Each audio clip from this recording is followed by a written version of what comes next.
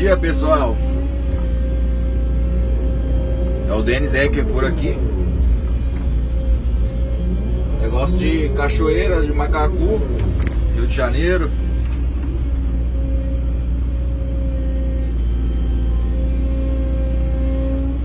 Estamos aqui no negócio de reabrição de estrada.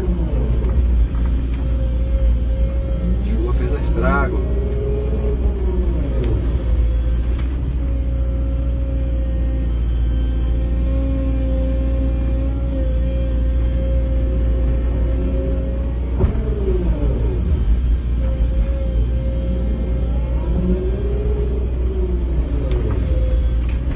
Estou fazendo o seguinte, galera. Aqui o certo seria uma carregadeira ou trator para empurrar essa terra para baixo aí, mas faltou, né? Aqui eu tinha uma rampada no barranco ali, mais ou menos. Agora descer a terra para baixo, para tapar um valão lá embaixo, lá, ó.